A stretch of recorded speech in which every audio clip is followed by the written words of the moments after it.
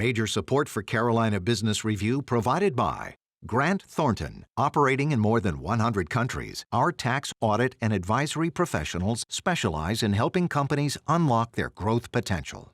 Colonial Life, providing benefits to employees to help them protect their family, their finances, and their futures. High Point University, the premier life skills university, focused on preparing students for the world as it is going to be.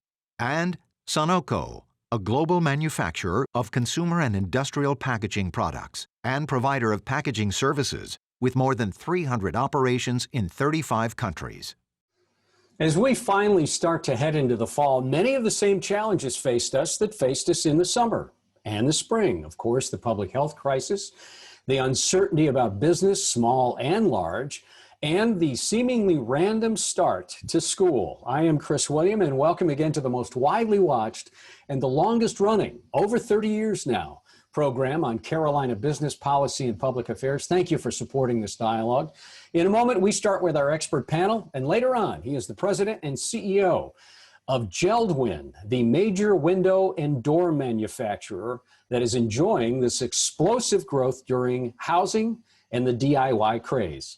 Please stay with us. Gratefully acknowledging support by Martin Marietta, a leading provider of natural resource-based building materials, providing the foundation upon which our communities improve and grow. Blue Cross Blue Shield of South Carolina, an independent licensee of the Blue Cross and Blue Shield Association. Visit us at southcarolinablues.com. The Duke Endowment, a private foundation enriching communities in the Carolinas through higher education, healthcare, rural churches, and children's services.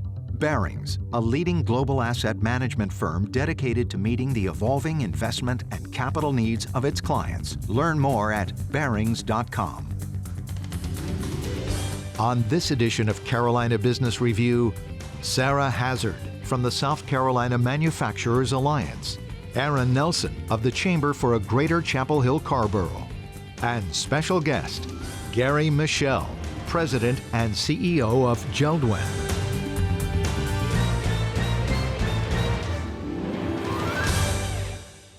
And joining me safe distance, I might say, is Sara Hazzard from the South Carolina Manufacturing Alliance, as well as Aaron Nelson from the Chapel Hill-Carrboro Chamber of Commerce. Lady, gentlemen, welcome. Thanks for joining us. Sara, I got to start with you on this. There's this pretty big dichotomy that we've heard the past couple months around the idea that with this epic amount of unemployment and job seekers, let me use that term, and then companies saying, you know, a year ago we couldn't find good workers. Now we really can't find good workers. I guess the question is, how can that be if there are so many people looking for jobs in companies that need the talent?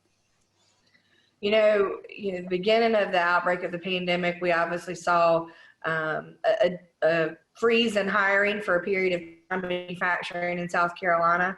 But as the economy is coming back and returning to more stable levels, we are seeing that the companies are hiring again, and they're having trouble finding workers. So you're absolutely right. You go around town and you see help wanted signs in lots of different businesses, and it is pretty remarkable given we've still got so many people that are on unemployment. I think for a while it might have been the additional federal assistance that came down, where employees were able to get an additional $600 per week. And unemployment benefits. And I think that there was some disincentive to continue looking for work during that time. That did expire at the end of July. And now in South Carolina, we actually just reapplied for the new level of funding where employees that are on unemployment can qualify for an additional $300 per week in South Carolina in unemployment benefits. So that may still be having some of an impact on the situation, but we are seeing companies across the state that are starting to hire again and are really working to seek to find employees to come into their businesses. Aaron, how do you describe that same dynamic? I think we're seeing what Sara had mentioned also. There was some disincentive and folks were sitting at home being compensated greater through unemployment than they were at work.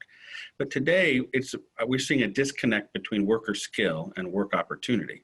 if you left your hospitality job, you're not working at the restaurant or cleaning rooms at a hotel, that does not mean that you are able to take the jobs that are being hired for now. So we think a tremendous amount of work is going to have to be focused on reskilling and helping folks connect with the industries that are growing so quickly are different than the ones that were shrinking. And it wasn't easy to just slide over from one job to the next. Let me change. We've got a lot of information to get in a small amount of time. And I want to make sure that we hit these in schools now, schools in session. If you've seen one school opening, then you've seen one school opening. They all seem to be completely different. No matter what school system you're in, what part of the Carolinas you're in, there are different hybrid plans as much as difference in fingerprints. Is there some dampening effect? And Sara, let me go back to you. Is there some dampening effect that this I don't want to call it a distraction because it minimizes it, but does the school plan reopening, does that cause an even greater headwind for the expansion of business and or manufacturing and or anything else related?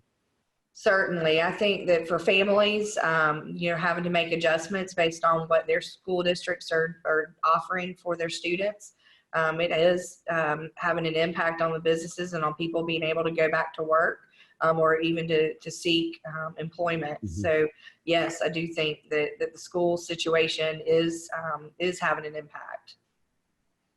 And we think it's going to be short-term pinch. It is unhappy at people's houses as they're working on this and trying to balance all of it. But the long term will be super painful.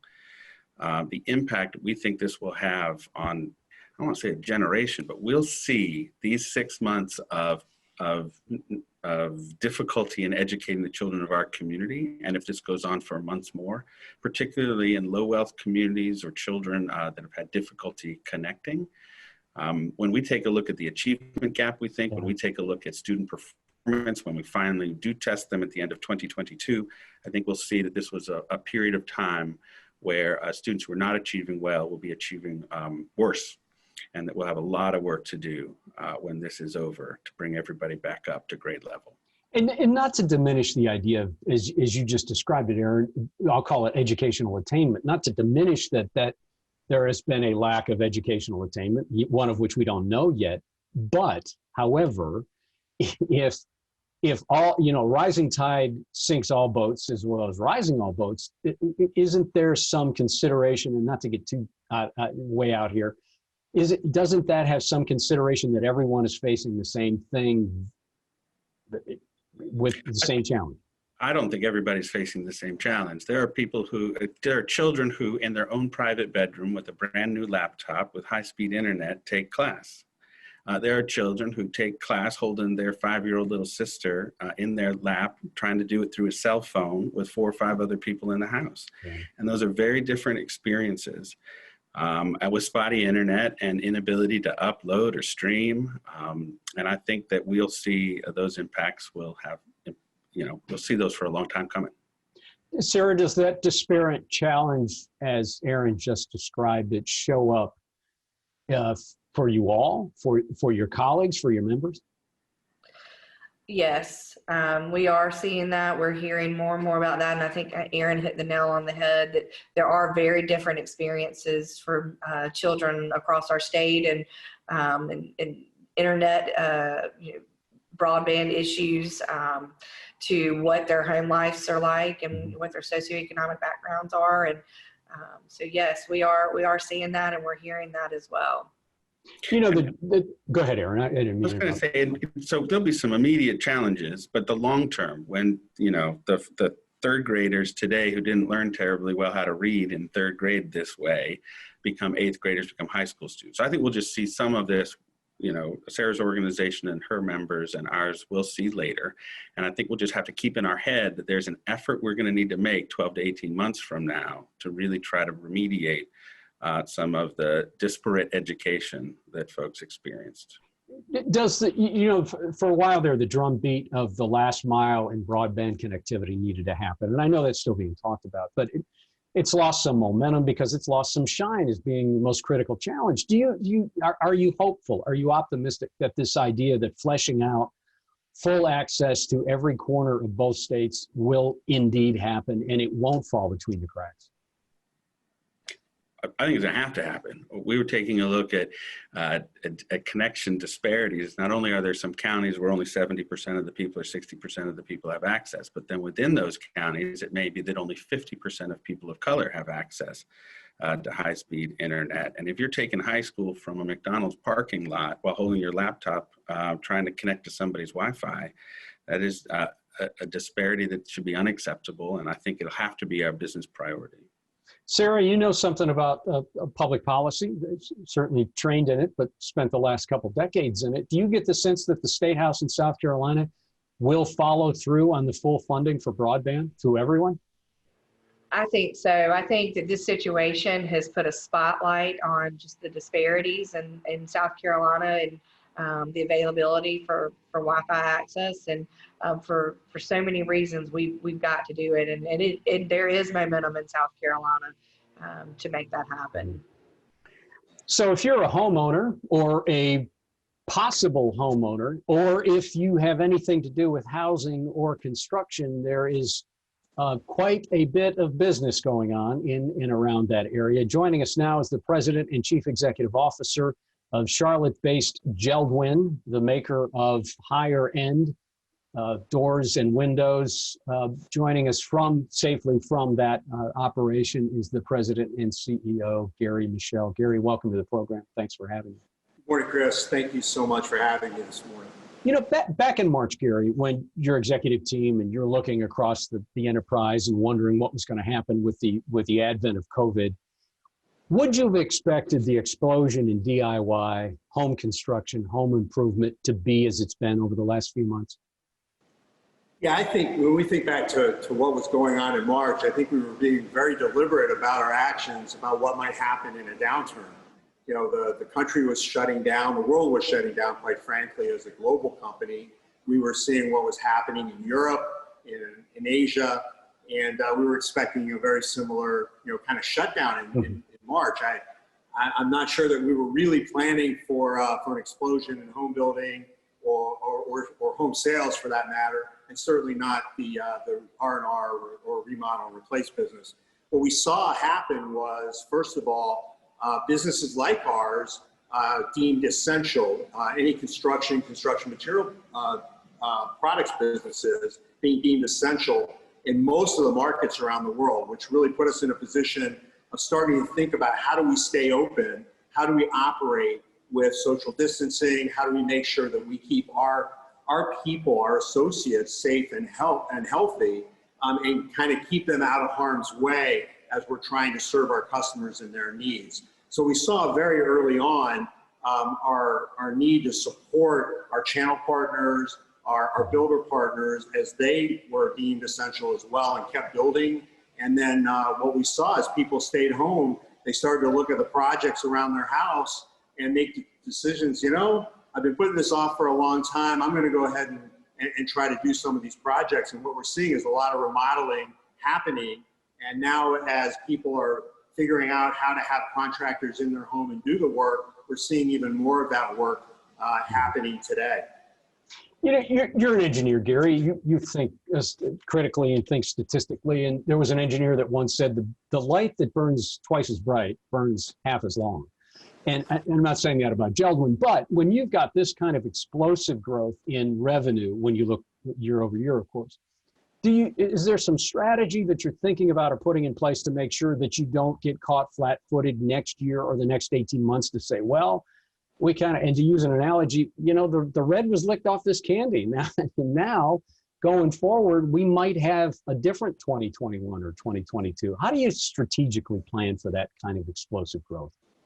Well, yeah, I think if I told you that we had planned for a pandemic in 2020, you would probably not believe me. I don't think we had a playbook for this type of global pandemic, global shutdown, and then what happened afterwards. So I think we had to be pretty agile, really rely, and I'm proud of our team, the way they thought about the way things change. One thing that happens when this type of an event happens is you really focus on what's important. What's important for your associates, for how do you serve your customers, what might change. This whole idea of, the ability to work remotely, but also to transact business remotely and digitally has become way more important to us. One of the things about the home sales that we've seen is certainly there are home sales in North America happening at an accelerated pace.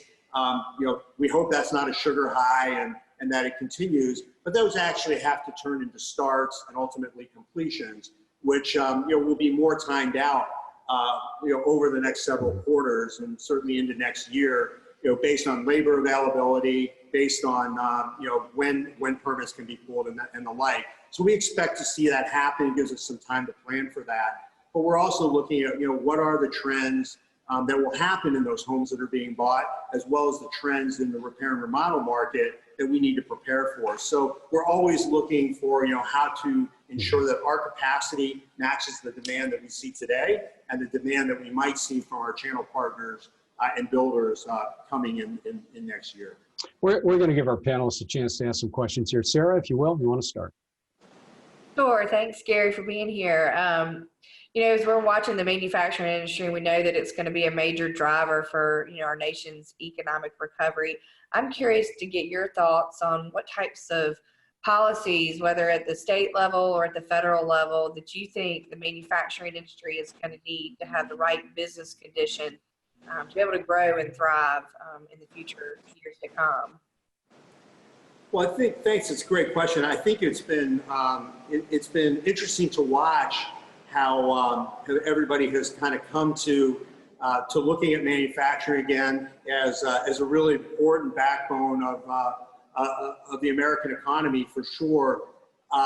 What we've seen is communities come together, states and municipalities come together and think about what are essential businesses, what are important businesses, and how do we make sure that everybody in the supply chain is able to perform in kind of a new environment, something we haven't seen before. And that's been important to us to make sure that, not only in our individual supply chain, but we're so reliant and so dependent on numerous industries that, working with our local municipalities, which is where a lot of building thought comes from, and the states that we play in, certainly here in the United States, has been important. We've seen allowances for obviously staying open at times when other venues are closed. We've seen ways of making sure that transportation, which is a key to making sure that our products get to where they need to go, have been allowed for. And quite frankly, some guidance, although we've had to do a lot on our own, some guidance on what constitutes the minimum and best practices for having a safe work environment for our associates. So those are the types of areas that we've been looking at. The states have been fairly good about doing that for the most part, and making sure that we're able to stay open to supply our customers and keep business moving. Aaron? I wonder if you'd look out another, 12 or 18 months, folks can only renovate that bathroom one time.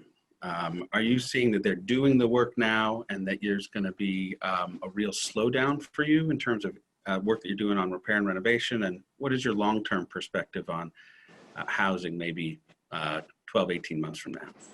Yeah, so I think what you're seeing is right now is there is a move from the city. So let's talk about the new piece first. I think you're seeing some interest in moving from cities and more congested areas, into the suburbs and further out, where new communities tend to be being built, and that's where you're seeing new orders happen for housing.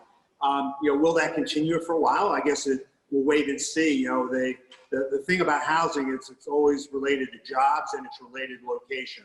So how strong the job market is, as employment starts to firm back up, where those jobs are usually determines obviously where housing is strong as well. So we'll be watching that.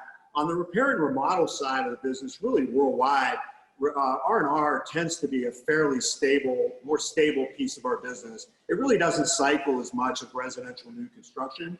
There's always a certain number of projects that tend to happen. People do them I won't say they do them on the clock, every 4 or 5 years they do something, but it tends to work out to that. And the net result is repair and remodel is much more resilient and certainly a much more stable piece of the business. Gary, when it comes to something, and about 10 years ago or so, D&I, diversity and inclusion, became more than a checkbox, broadly adopted by many corporations, both public and private, small and large, and really put a stake in the ground, if you will, around inclusion and diversity. And then 2020 happened, and certainly a tragic death of George Floyd, but then there became more of a woke environment, and not to overuse that term, but the idea of inequity and equity both coming to the fore in these dialogues. So when you look at JELD-WEN specifically, you see that there's been a long-term commitment to corporate sustainability, but how is corporate sustainability and diversity inclusion now been renewed around this new idea that it is much more than just a division or a channel within a corporation? How do you make this a living, breathing thing that really does embrace the idea of being a diverse and inclusive community? Listen, the events of this summer, this spring, have really woken up our communities, our people, and certainly our country. The abhorrent events around George Floyd, certainly sparked a new, as you mentioned, not only interest, but a desire to do something more than just speak about inclusion and more than speak about equality. And all of us have a role to play that. For me, it made me sad and made me angry at the same time that we hadn't moved further along in these areas. When I think about JELD-WEN, what we've done is look inside. We've talked to our associates as well as the communities that we serve, to really try to understand where can we just turn the words into action. What is it that we can do to really make a difference in inclusion, in equality, and certainly to stamp out racism? I mean, these are things that just we as a business, we as citizens in our community can affect. We've come a long way, certainly within the company, but we have so far to go. Just like every other company I talk to, everybody else that I talk about that leads in the communities, there's so much more that we can do. We've made great strides, certainly in what we do in hiring and developing and working in our communities, but there's so much more that we can do. And we have to stop just talking about it at this point. We really need to turn those words into action, and that's what we hear the most, and that's really where we're spending our time. Mm-hmm. Sarah? I agree. I think that we are seeing companies make this a priority. And Gary's right. It's time to put words into action and really focus on this. And Sarah, we have about 3 minutes left. Do you have a question? Yes, I do, Gary.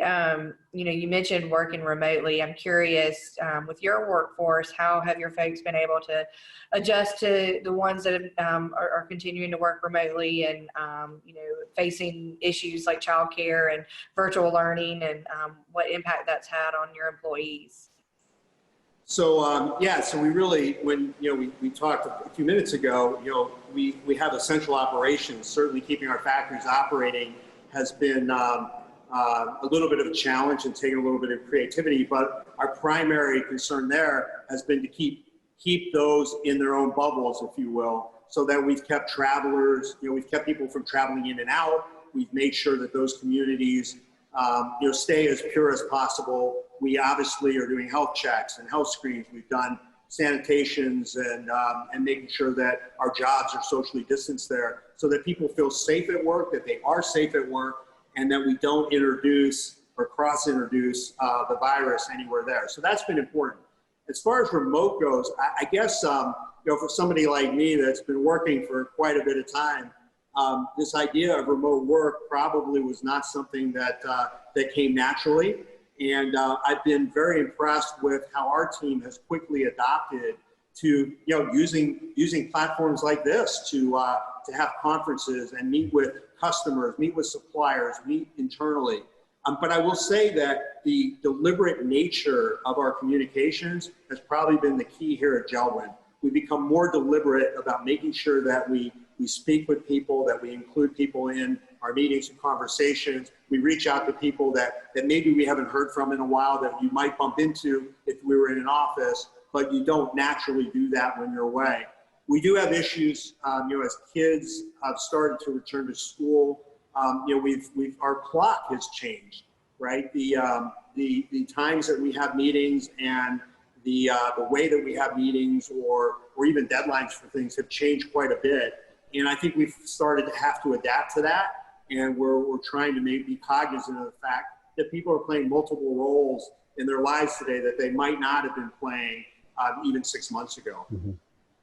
Gary, thank you for joining us. I wish we had more time. Aaron, I didn't give you a chance to do any more questions, but thank you also for joining us and staying safe in Chapel Hill. Sara, always nice to see you, but it was especially nice to have you on the program for the first time. So please come back. We hope you will. Thank you. Thank you all for joining us. If you have any questions or comments or would like to watch this online again, you can at carolinabusinessreview.org. Until next week, I am Chris Woody, and we hope you stay safe, that your business is good, and back to school. So thank you. Have a safe weekend. Good night. Major funding for Carolina Business Review provided by High Point University, Martin Marietta, Colonial Life, the Duke Endowment, Barings, Grant Thornton, Sonoco, Blue Cross Blue Shield of South Carolina, and by viewers like you. Thank you.